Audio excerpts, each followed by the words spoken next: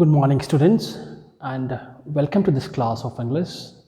Today, I, Pankaj Singh Thapa, PGT English, welcomes you all in my class. Children, today we are going to deal with a new topic. In fact, we are going to study about the women. What do they feel? What do they think? And what do they experience, and specifically which they are not able to discuss because they have to assure that their married life keeps going. So children, let's begin this wonderful topic,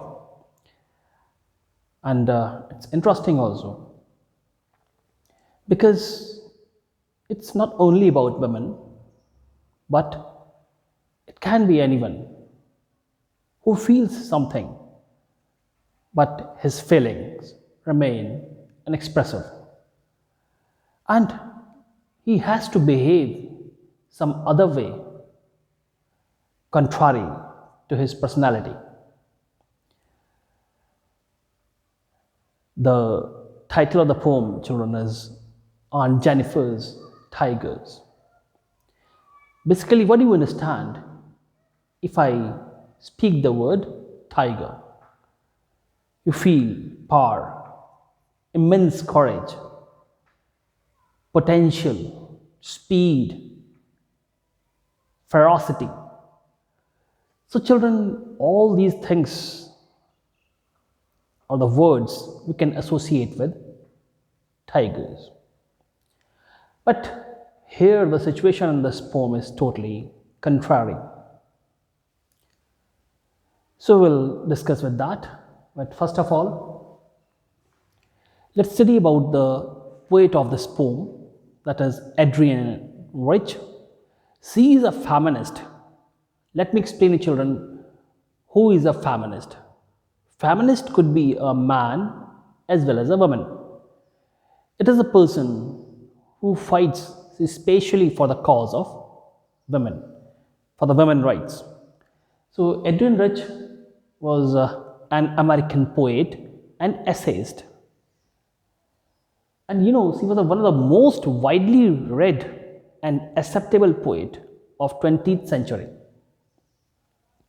She was born on 16th of May 1929 in Baltimore, US, and she passed away on 27th of March 2012 in California in US. And she was a feminist. She fought for the cause of women's rights. She was a distinguished lady, children, and a worldwide accepted personality. She had got various honors and awards, and here are a few to mention. She got National Book Award for Poetry in 1974, Poets Prize in 1992.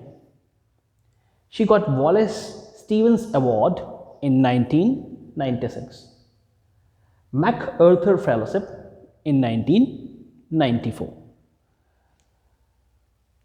Children, through this poem on Jennifer's Tigers,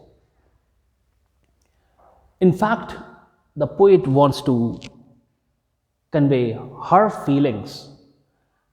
Actually, she wants to convey what she thinks about women, and especially the oppressed women inside a family. And they are totally bounded, and they are in chains. And surprisingly, the chains with which they are tied up are the chains which they have chosen themselves. And those chains will remain with them throughout their life till they die.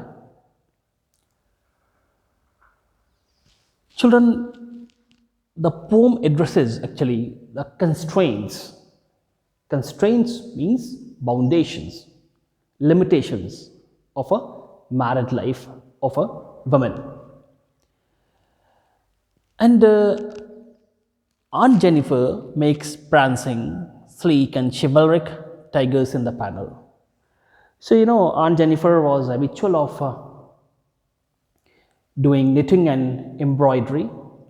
So, in the embroidery uh, cloth, she had embroidered some tigers with her needle. And those tigers were jumping ahead. They were thin and they were chivalric. Chivalric means they were having fighter like qualities. And those tigers she embroidered on the cloth. But on the contrary, she was in the grip of ordeals and terrors.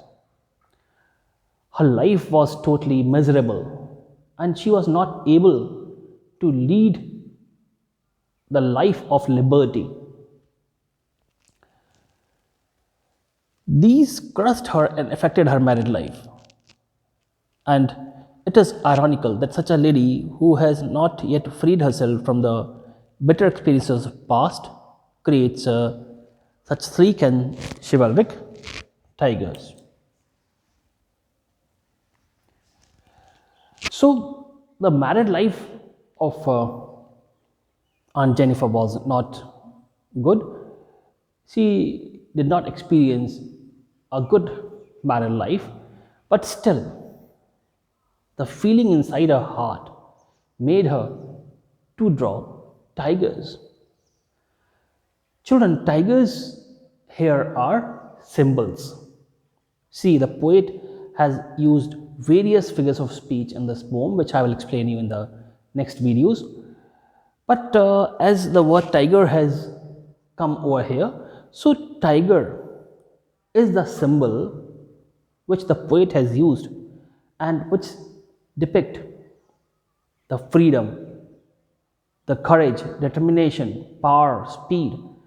So that was the life, that is the life of the tiger, which was imagined by Aunt Jennifer.